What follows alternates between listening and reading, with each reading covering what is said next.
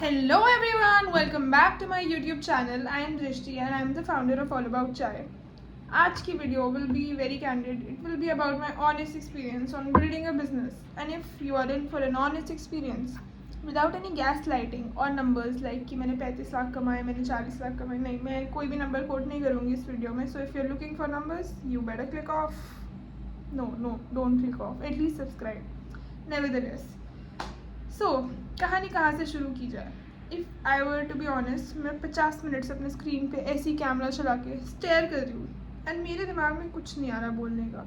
ऐसा नहीं कि कुछ हुआ नहीं है, हुआ तो बहुत कुछ है, बट 1-1.5 साल में इतना कुछ हुआ है ना कि समझ नहीं आता क्या लेसन बताऊँ, कौन सा लेसन ना बताऊँ. And it's all very complicated, but non complicating the complicated thing is my hobby.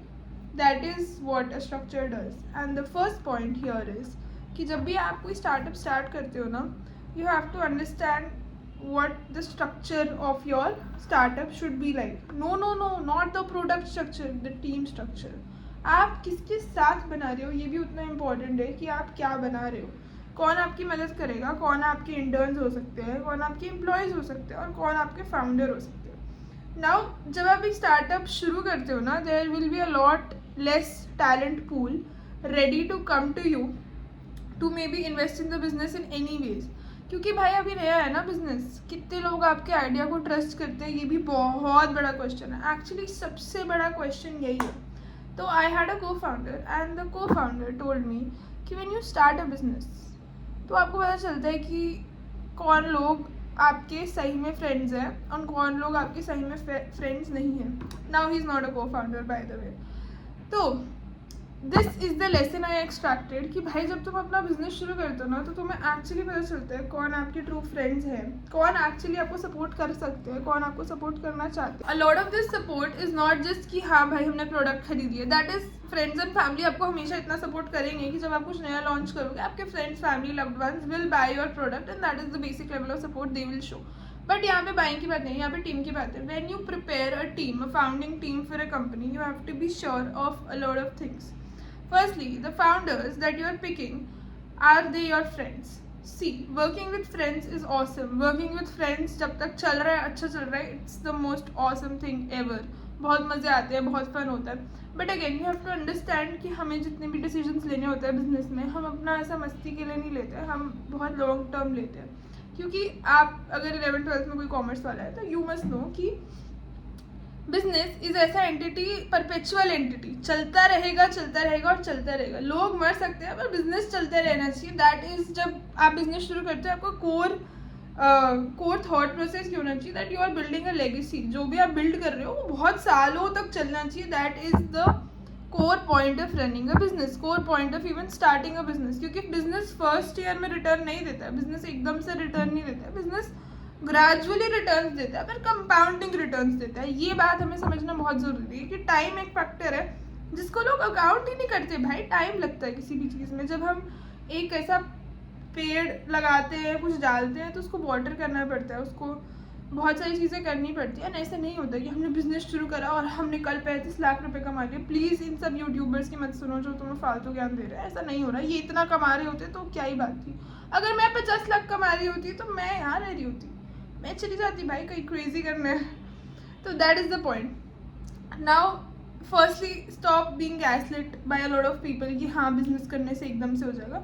थोड़ा सा टाइम लगेगा बट होता है चीज़ें. Like good shit comes out of a business. And I am a second gen entrepreneur. So I am telling you कि मैं एक business family में पैदा हुई हूँ. बिजनेस फैमिली में ही मैंने सब कुछ देखा, ups and down. And that is why I am telling you कि बिजनेस एक रात में आपको रिजल्ट नहीं देता and you should be fine with it.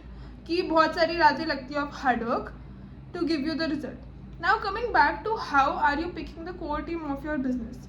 Number 1 thing you have to assess is कि आपका बिजनेस बूटस्ट्रैप्ड है या इन्वेस्टर ड्रिवन है. इन एनी केस बूटस्ट्रैप्ड या फिर इन्वेस्टर ड्रिवन बिजनेस, जो भी आपकी फाउंडिंग टीम है, जो भी आपके को फाउंडर आप सेलेक्ट कर रहे हो, फर्स्टली उनका स्किल बेस क्या है, करते क्या है, वो कर क्या सकते हैं, फ्यूचर में क्या कर पाएंगे, ये आपको समझना बहुत ज़रूरी है. दूसरा, क्या वो बिजनेस में इन्वेस्ट कर पाएंगे.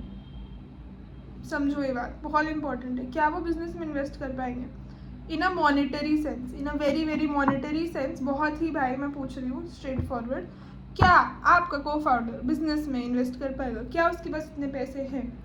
और अगर इतने पैसे नहीं हैं, क्या उसके पास इतने पैसे जुगाड़ लगाने का पोटेंशियल है? क्योंकि जुगाड़ लगते हैं पैसे, लोग लोन देते हैं, इन्वेस्टर से आप रेस करते हो, एंजल इन्वेस्टर्स के कॉन्ट्रैक्ट्स होते हैं, पेरेंट्स से लोग लेते हैं पैसे, फ्रेंड्स, फैमिली।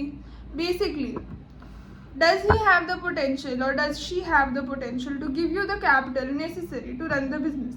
Firstly, ये हमें समझना पड़ेगा, ये बहुत बड़ा एस्पेक्ट है। उस टाइम पे आपको लगेगा कि ओ माय गॉड, ऐसे थोड़ी ना सोचते, पैसों के बारे में थोड़ी ना सोच के हम करेंगे, अपना फाउंडर सेलेक्ट करना पड़ेगा। नहीं करोगे तो you will regret it later. That is the one thing I have learned personally, क्योंकि देयर माइट बी कंडीशंस जहाँ पे आपका जो भी को फाउंडर्स आप सेलेक्ट कर रहे हो वो वेल्दी रहेंगे, तो आपको एक अजम्पशन रहेगा कि हाँ भाई ये पैसा डालेगा बिजनेस में। पर ज़रूरी नहीं है कि उसके पास पैसे हो तो वो पैसे डाले भी बिजनेस में।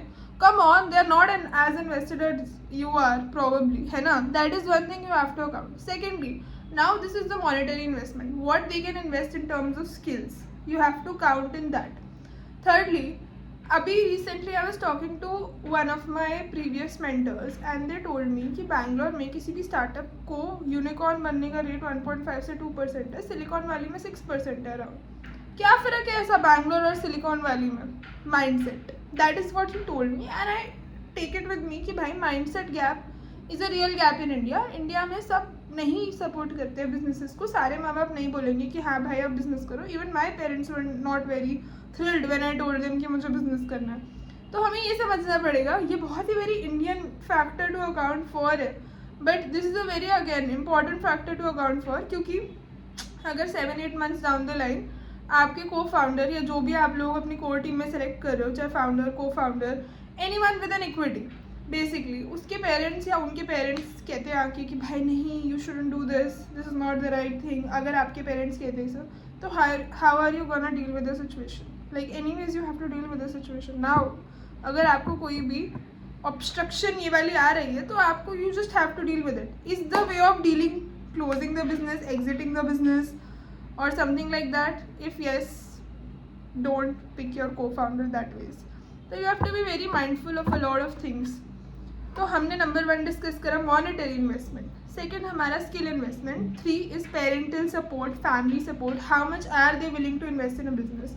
Now the thing is, it might sound very counterintuitive, but जो भी लोग सेकेंड या थर्ड जन बिजनेस फैमिली से होते हैं, फोर्थ जन बिजनेस फैमिली से होते हैं, they are obviously more inclined towards business. वो बिजनेस के बारे में ज़्यादा समझते हैं, वो बिजनेस के पीछे क्या जाता है उस चीज़ को ज़्यादा समझते हैं। And you can't argue with me. अगर you are a nepo baby, you probably can't maybe act बहुत अच्छा, but again you understand the thick and thin of the game कि भाई ये गेम है क्या, बॉलीवुड है, ये सर्कल है, इससे बात करनी रहती है, ऐसे फिल्म लेनी रहती है। ऑब्वियसली उनको ज़्यादा पता है। अगर आपके पापा की एक शॉप है तो आपको पता रहेगा किराने की दुकान में कौन से कीड़े लग सकते हैं, कौन सी दाल में। You get the point. That is as similar as simple as कि भाई there is obviously if your family is involve in a thing, you know about that thing well and good. तो that is what, if your founder is from a business family, it gives you a very very big plus. Cutting it short, हमारा first investment हो गया monetary investment, second investment हो गया skill investment, हमारा third हो गया कि हमारा पेरेंटल सपोर्ट कितना, फैमिली सपोर्ट कितना है, is she from a family of entrepreneurs और बिजनेसमैन, और what is the family background like, will the family plug in their support somewhere sometime जब भी necessary हो, because ऐसे support बहुत necessary होते हैं। फॉर एग्जाम्पल अगर आपके एक कोई को फाउंडर है जिसके पेरेंट्स किसी बहुत ही अच्छी जगह पे हैं जहाँ से आपके लाइसेंसेस जल्दी जल्दी क्लियर हो सकते हैं, that is a very big support. You cannot under estimate all these things while picking अ को फाउंडर, क्योंकि भाई ये सब बाद में काम आएगा और ये सब आपको पहले सोचना रहेगा।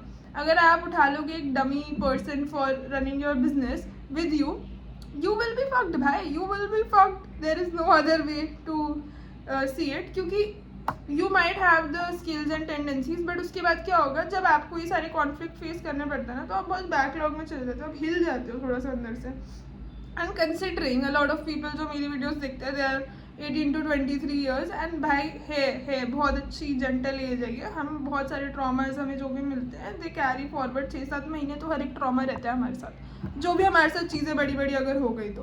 Now another factor you have to account is efficiency and effectiveness, कि भाई लोग स्किल्ड है। अब आपने ये देख लिया कि हमारे फाउंडर्स के पास पैसे हैं डालने के लिए, वो स्किल्ड है, उनके फैमिलीज बहुत सपोर्टिव है। ये 3 चीज़ें जब क्लियर हो जाती है तो चौथी चीज़ हम ये सोचते हैं कि भाई ये इंसान कितने घंटे काम कर सकता है। Now assuming I have 3 founders in the business, एक फाउंडर 2 घंटे काम करता है दिन का, एक फाउंडर दिन का 8 घंटे काम करता है और एक फाउंडर दिन का 20 घंटे काम करता है। एज्यूमिंग कि हर बंदे की एफिशिएंसी बराबर है, मतलब 1 घंटे में बराबर काम हो रहा है और तीनों इतने अलग अलग घंटे तक काम करते हैं, तो क्या वो बिजनेस सही चलेगा? क्या फाउंडर्स में या फाउंडिंग टीम में कभी लड़ाई नहीं होगी? होगी भाई, होगी। ऐसी चीज़ें जो अराइज होती है, lack of coordination in terms of how much we can work, क्योंकि भाई ऐसा नहीं होता। अगर वो 20 घंटे वाला जो काम कर रहा है फाउंडर, वो देखेगा कि बाकी फाउंडर्स तो कुछ भी नहीं कर रहे हैं and they are just leeching on to the third founder, then what's your game like? Then there is no business game, क्योंकि इंटरनली इतने सारे कॉन्फ्लिक्ट्स होंगे, तुम क्या बनाओगे, क्या बेचोगे भाई, ये भी तो समझना पड़ेगा। Now once your founder situation is sorted, कि आपको पता है आपके को फाउंडर्स कौन है, you pick the right cofounders to build a business and now you have a legit product to sell. Legit product to sell. Now what is a legit product to sell? A product is legit to sell when it has some unique selling proposition. उसमें कुछ innate quality होगी जो बाकी products में नहीं होगी। For example, हम जब ऑल अबाउट चाय बना रहे थे, हमने देखा कि भाई सारी मार्केट में जितने भी मोस्टली मसाले मिलते हैं और basically in a very cardboard like packaging, उसके अंदर एक प्लास्टिक होता है और प्लास्टिक के अंदर चाय मसाला या जो भी मसाला होता है वो होता है। Now accounting for the situation, भाई मेरे को चाहिए मेरे खाने में कम से कम प्लास्टिक हो, आई डोंट वांट प्लास्टिक। और स्पेशली जब इतनी सारी रिपोर्ट्स निकली हैं कि जो मसाले हैं उनमें कार्सिनोजेंस निकल रहे हैं, माइक्रो प्लास्टिक्स निकल रहे हैं, तो I don't want my masala to be package in a plastic thing. नहीं चाहिए भाई मुझे प्लास्टिक, क्योंकि micro plastic carcinogens cancer causing, वैसे भी मेकअप में कैंसर होता है, हर चीज़ में आजकल कार्सिनोजेंस होते हैं। मुझे चाहिए अपना खाना साफ सुथरा, ठीक है। तो अब मेरा मेजर प्रॉब्लम ये है कि सब लोग, और secondly not even from a health perspective, it is very inconvenient for bachelors like me कि भाई हर चीज़ पे हम क्लिप लगा दे रहे हैं उनको काट के। हमें नहीं चाहिए इतना सारा चाय मसाला जो कि सस्ती क्वालिटी का था, एवरेस्ट या कोई भी ब्रांड का आप देख लो, आपको पता ही होगा, जो कि in a very bad packaging, cardboard plus plastic. Really don't want it, really don't like it. I want something in a glass jar or probably in a packaging that is biodegradable or sustainable. तो sustainability is a very big thing that comes to my mind जब मसाले की बात आती है। Not in only in a sense कि भाई सिर्फ ग्लास पैकेजिंग अच्छी लगती है, but also in a sense कि भाई एक्चुअली में इट इज़ प्रूवन कि बहुत सारे मसाले में कार्सिनोजेंस निकल रहे हैं, literally carcinogens, cancer causing compounds, and I really don't want it. तो हमारे प्रोडक्ट का इनेट selling point, one of the इनेट selling point, unique selling point ये था कि हम ग्लास पैकेजिंग में बेच रहे थे, वेरी सिंपलिस्टिक ग्लास पैकेजिंग। दूसरा, हम ऑनलाइन बेच रहे थे with free shipping. I don't think it's very big deal, but mostly हमने ये डिस्कवर करा था कि जो भी बाकी मसाले बिक रहे हैं ना, उनमें काली मिर्च यूज़ होती है या ऐसी चीज़ें यूज़ होती है जो हम डेली के मसाले में नहीं डालते। हम क्या क्या डालते हैं? मैं तो अपनी चाय में इलायची, अदरक, लेमन ग्रास, कभी मिंट, और क्या, मोस्टली इलायची, अदरक, lemon grass, mint, cinnamon, clove, इससे ज़्यादा कुछ नहीं, ठीक है। ऐसे 5-6 मसाले मैं डालती हूँ। और यूजुअली हमने क्या किया, मैं क्या डालती हूँ वो मैटर नहीं करता, हमने कराया सर्वेस। हमने अपने कैंपस में पूरे सर्विस कराए कि लोग क्या क्या डालते हैं अपनी चाय में। हमने इंस्टा पे पोल्स करे, हमने यूट्यूब पे पोल्स करे, हम जहाँ जहाँ जो सर्वे कर सकते थे हमने वो सर्वे करा।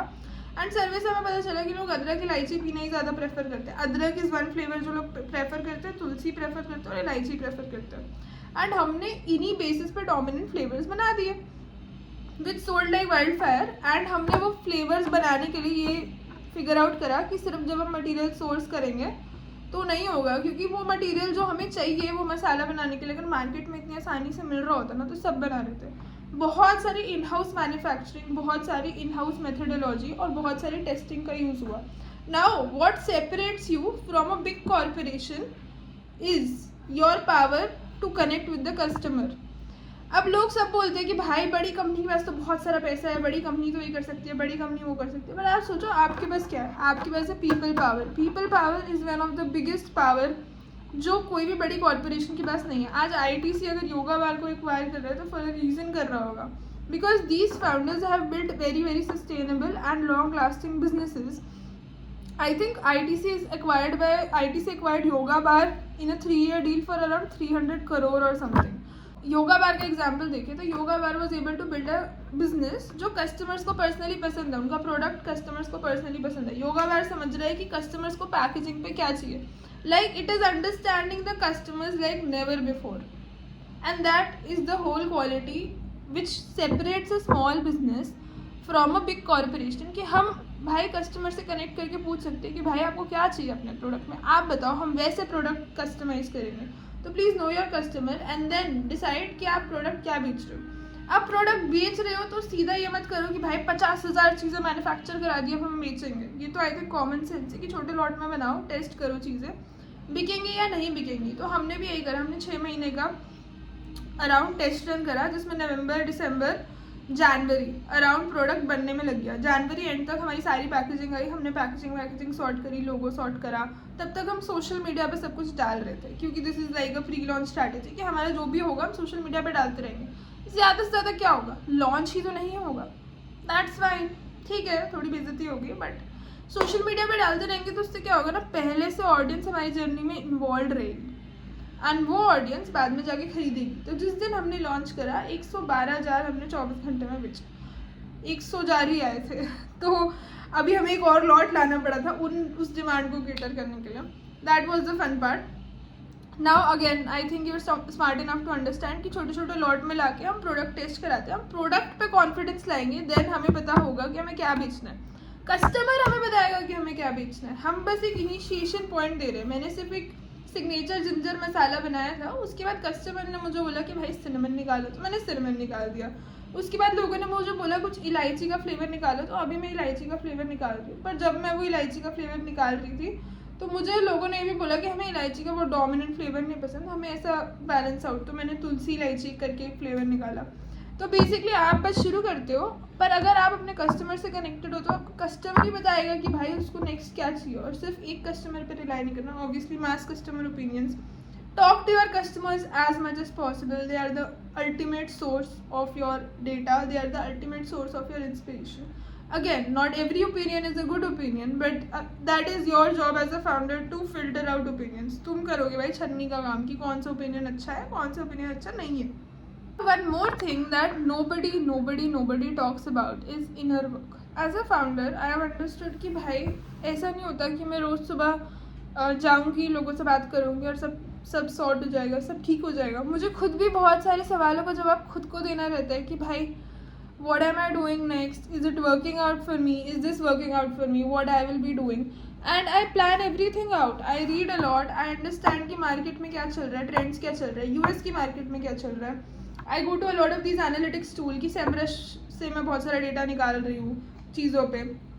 तो here the whole point is you cannot be an unaware founder, especially if you are a solo founder. The research depends on you, the market connections depend on you. You are the face of the brand and you cannot be a shit personality कि भाई तुम्हें कुछ पता ही नहीं है market में क्या चल रहा है. And I have seen people जिनको, I'll kid you not, there was a person in my team and I'll obviously not name him or her.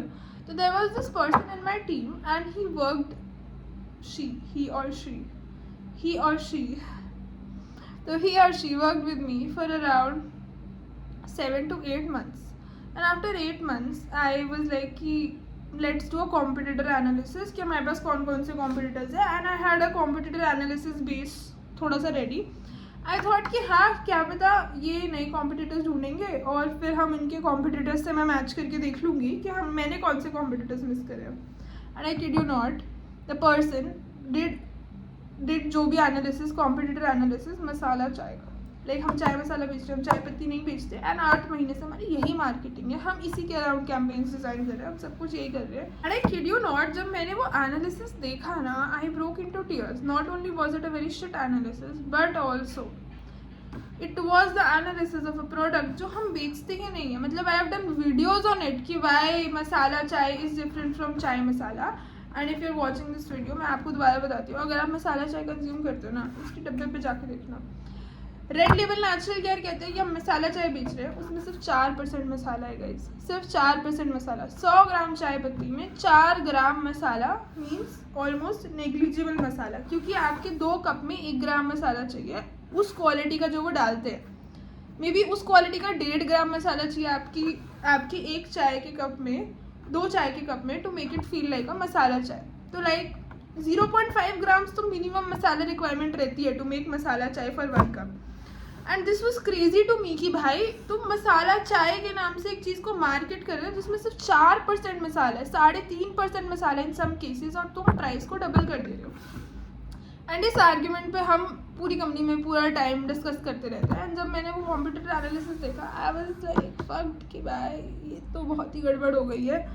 And how do I ensure that all the people inside my team are also doing some sort of inner work in the sense कि वो खुद से पूछ रहे हैं, हाँ what are we selling.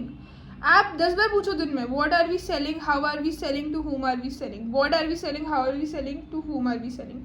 And ये सवाल मैं दिन में खुद से 10 बार पूछती हूँ, क्योंकि पूछना पड़ता है भाई. नए नए प्रोडक्ट्स आते हैं, नई नई चीज़ें हम करते हैं, बेस क्वेश्चंस हम कभी भी वो नहीं कर सकते. एंड अभी भी लोग मुझे बोलते हैं कि हाँ ये बेच रहे हो आप, this is not make sense, ये वो. भाई तुझे नहीं पता, कोई बात नहीं, मतलब ओपिनियन तो आते ही रहेंगे. अब हर कोई आपके what are we selling, how are we selling, to whom are we selling से एग्री नहीं करेगा. And that is not the catch. Not everyone should agree with your strategy, that is not the point at all. You should agree with your strategy, that is the point.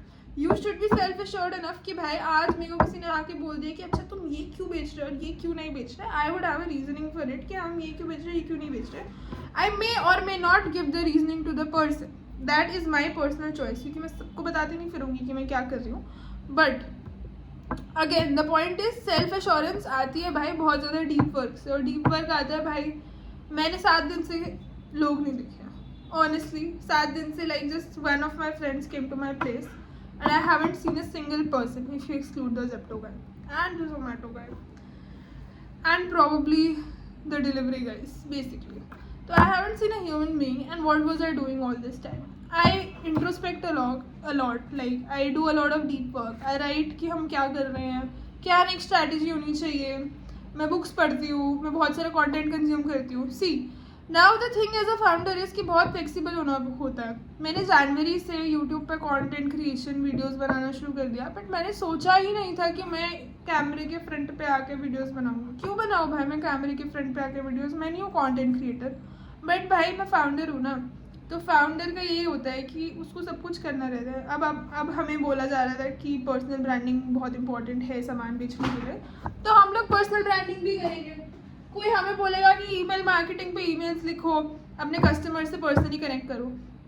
ये सारे skills probably एक founder में पहले से ना हो. मेरे में ये सारे स्किल नहीं थे. मेरे को वीडियो बनाना नहीं आता था. आज से 6 महीने पहले I couldn't edit a video, but now I can edit a video. आज से 8 महीने पहले प्रॉबली मुझे चाय बनानी नहीं आती थी. आज से 1.5 साल पहले मुझे चाय बनानी नहीं आती थी, बट अब मैं बहुत अच्छी चाय बनाती हूँ भाई. 50 तरीके की चाय बनाती हूँ. तो यार ये तो चीज़ होती है कि हमारे पास सारे स्किल तो कभी भी नहीं होंगे कुछ भी स्टार्ट करने के लिए. एंड हमें भाई होना पड़ेगा कि हम बना रहे हैं. We are creating the skills, we are creating everything that we need. And ये क्रिएशन जो होता है ना, everything that we need, that comes in isolation. ऐसा नहीं होगा कि मैं पूरा दिन सबके साथ बैठी हूँ, टाइम पास कर रही हूँ और मेरे अंदर ये सारी स्किल्स आ जाएंगी. नहीं होने वाला. This is not gonna happen. Nobody is gonna rescue you. You have to rescue yourself. So I will show you. ऐसे ही मैं इतना ज़्यादा कॉम्पिटिटर एनालिसिस करती हूँ. Like I have diaries and diaries filled of what I should do, what I should be doing, what the next plan is, some ideas, some brainstorming. For example, अब जैसे मैंने यहाँ पे एक छोटा सा कीवर्ड एनालिसिस करा था. Basically we write a lot of data कि हाँ माचा इंडिया में कौन कौन सर्च कर रहा है, कौन सा कंज्यूमर सेगमेंट सर्च कर रहा है, माचा यूएस में कितने लोग सर्च कर रहे हैं, माचा में भी पाकिस्तान में कितने लोग सर्च कर रहे हैं, जापान में कितने लोग सर्च कर रहे हैं. अब ये 4 कंट्रीज 4 अलग अलग डेमोग्राफिक्स पर बहुत ही मैचिंग और बहुत ही related consumerism styles. For example अगर कोई इंडिया में Japanese matcha पी रहा है, तो I am probably assuming he might there is a 50-50 probability be influenced by Japanese culture, और there is a 50% chance कि उसने देखा कंडल जेनर, जीजी हदीद या फिर कोई इंडियन इन्फ्लुएंसर जो माचा पीता था, तो ऐसे करके वो माचा का आया है, क्योंकि यूएस और जापान से ही इंडिया में माचा आया है. नाउ पाकिस्तान की बहुत सारी ऑडियंस इंडिया को यूएस को मिमिक करती है. That is a thing that we can see from the trends. And तो मैंने देखा कि पाकिस्तान में भी सर्च बढ़ रही है, बट हर एक कंट्री में सर्च ऐसा होता है कि कुछ सर्च ट्रांजैक्शनल होती है, कुछ सर्च इंफॉर्मेशनल होती है.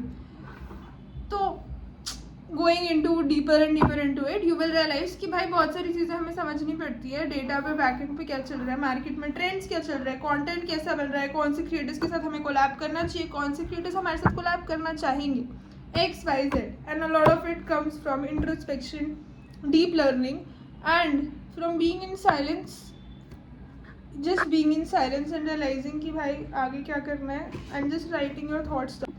Like a very very important thing to realise is कि भाई सबकी पर्सनल लाइफ होती है, सबकी पर्सनल लाइफ में बहुत चीज़ें होती है, बहुत नेगेटिव चीज़ें भी होती है. ऐसा नहीं है कि मेरी लाइफ में चीज़ें नहीं हो रही है मेरी लाइफ में भी चीज़ें, मेरे दिमाग में भी चीज़ें चलती है, बट आई जस्ट डिटैच कि भाई नहीं सोचना इस सब बारे में. हमारा मेन फोकस क्या है, हमारा मेन गोल क्या है, हमें सिर्फ उस बारे में सोचना है. Because again things will keep happening in your life. Nobody will allow you to isolate yourself from the world and work on what you are passionate about working on, है ना. कौन चाहेगा, तुम्हारे घर वाले चाहेंगे तुम 7-8 दिन अपने कमरे से बाहर नहीं निकल रहे हो और तुम अपने काम पे कुछ कर रहे हो, कुछ तो पता नहीं क्या कर रहे हो, तुम पागल हो. मोस्टली लोग यही बोलेंगे, हाँ दृष्टि पागल हो गई है भाई, उसकी तो भाई सटक गई है, निकलती नहीं अपने घर से, कुछ तो क्रेजी कर रही है, कुछ तो पागल बनती कर रही है. There will be opinions. छोड़ो भाई इनको, चिल करो.